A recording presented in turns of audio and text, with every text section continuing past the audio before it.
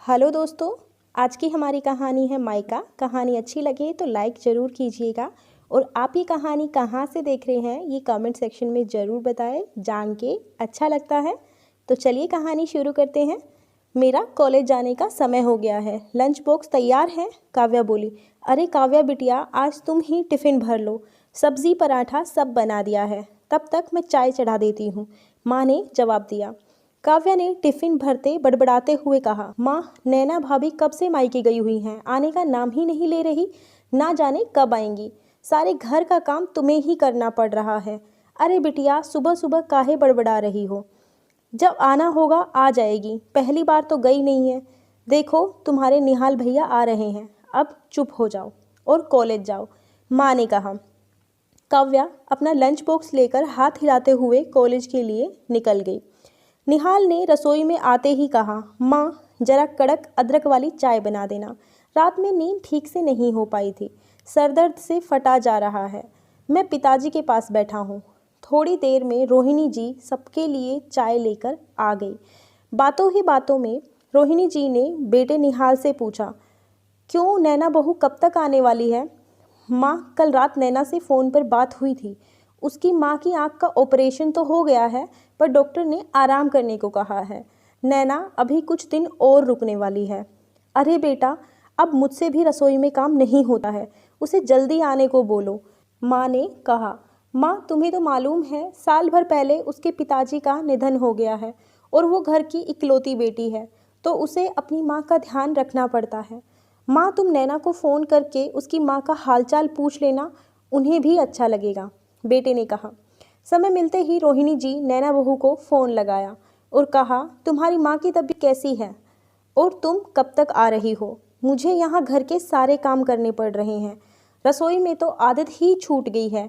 नैना ने जवाब देते हुए कहा, मम्मी जी, आप कुछ दिनों के लिए खाना बनाने वाली रख लो। अरे बहू, तुम तो ऐसे कह रही हो जैसे कि पैसे पेड़ पर लगते हों। तुम अपनी माँ की देखरेख के लिए किसी रिश्तेदार को बुला लो और तुम यहाँ आ जाओ। तुम्हें तो मालूम है, काव्या की शादी को अब कुछ ही महीने बाकी हैं, सारी तैयारियां भी करनी है, रोहिणी जी ने थोड़ी ऊंची आवाज़ में कहा। नैना बहू ने भी जवाब देते हुए कहा, मम्मी जी, माँ के प्रति भी मेरा कोई फ़र्ज है। रोहिणी जी ने ताना देते हुए कहा, आज तुम्हारा भाई होता तो तुम्हें बार बार दौड़ना नहीं पड़ता। ऐसे कब तक चलेगा? और फ़ोन पटक दिया। नैना को भाई ना होने का ताना सुनकर बहुत बुरा लगा, पर वो चुप रही। नैना की माँ को सारी बात समझ में आ गई कि बेटी की सास नाराज़ है। उसने तुरंत नैना को वापस जाने के लिए कहा।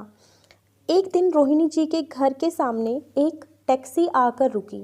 रोहिणी जी समझ गई, उसके कहते ही नैना बहू वापस आ गई है। काव्या ने देखा भाभी टैक्सी से उतर रही है, पर साथ में उनकी माँ भी है। नैना अपनी माँ का हाथ पकड़कर अंदर सोफे पे बिठाया। रोहिणी जी की भौहें तन गई कि ये क्या, बहू के साथ उसकी माँ भी आ गई। पर निहाल बहुत खुश था। चलो, नैना को अब आने जाने की परेशानी नहीं होगी। नैना ने फ्रेश होकर सबके लिए खाना बनाया और अपनी माँ को काव्या के कमरे में ले गई, पर काव्या को यह पसंद नहीं आया। उसने तुरंत भाभी से कहा, भाभी, मेरे कमरे में आपकी माँ, मुझे परेशानी होगी। अरे काव्या, कुछ दिनों की बात है, तुम माँ के साथ रह लो। मौका मिलते ही नैना ने निहाल से कहा, मैंने निर्णय लिया है, माँ का घर बेचकर हम यहीं कहीं घर खरीद लेते हैं, जिससे माँ हमारे पास ही रहे। नैना की बात सुनते ही निहाल ने कहा, मकान लेने की क्या ज़रूरत है, माँ हमारे साथ भी तो रह सकती है।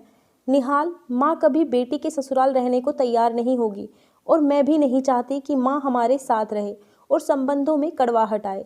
पास रहने से उनको भी हम अपने हिसाब से रहने में आसानी होगी और हम भी उनका ध्यान रख सकेंगे। कुछ ही दिनों में नैना ने पास में ही माँ के लिए घर ले लिया और सामान शिफ्ट कर दिया। नैना अपने घर से माँ के लिए चाय नाश्ता दोनों समय का खाना पहुँचा दिया करती थी और समय समय पर माँ की आंखों में दवाई डालना और दवाई देना नहीं भूलती। नैना की माँ भी खुश थी कि बेटी साथ में नहीं है पर पास में तो है। एक दिन रोहिणी जी ने कह दिया, बहू, कब तक रोज ऐसे ही माँ को खाना पहुँचाती रहोगी? माँ के लिए एक काम वाली रख दो, वो उनका पूरा ध्यान रखेगी। और तुम्हारे पिताजी की पेंशन भी तो आती होगी, उनका खर्च चल जाएगा। मम्मी जी, ये आप क्या कह रही हैं?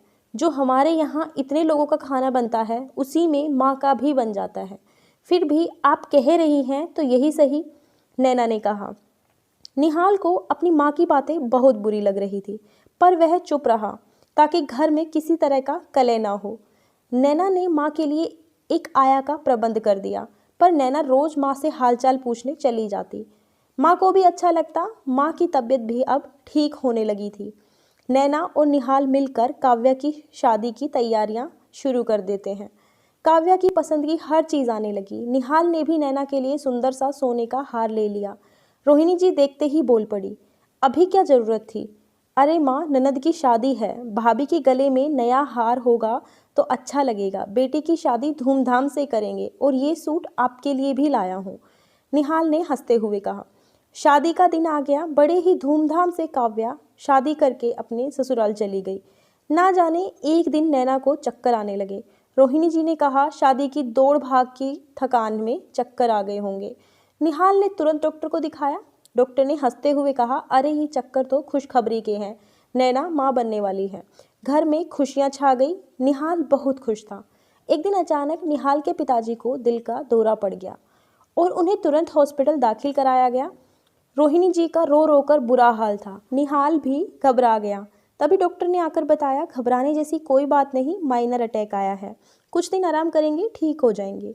रोहिणी जी ने बेटा निहाल से कहा, तुम जल्दी से काव्या को फ़ोन करके उसे बुला लो। तभी नैना बहू ने कहा, मम्मी निहाल और मैं तो हैं, काव्या को बुलाने की क्या ज़रूरत है, अभी नई नई शादी हुई है, ससुराल वाले क्या बोलेंगे। रोहिणी जी ने नाराज़ होते हुए कहा, नैना बहू ये तुम क्या कह रही हो, उसके पिताजी की इतनी तबीयत खराब है, काव्या के आने से उन्हें अच्छा लगेगा। निहाल तुम काव्या को फ़ोन करो। माँ, मैंने नैना के कहने पर पहले ही फ़ोन कर दिया था, कुछ घंटों बाद ही वो आ जाएंगे। रोहिणी जी नैना को देखते रह गई।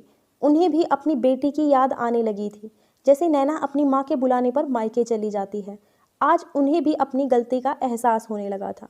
धन्यवाद दोस्तों। कहानी अच्छी लगी हो तो लाइक कर दीजिए, ज़्यादा से ज़्यादा शेयर कीजिए, चैनल को सब्सक्राइब कर लीजिए। कहानी के बारे में अपनी राय कमेंट सेक्शन में ज़रूर बताएं।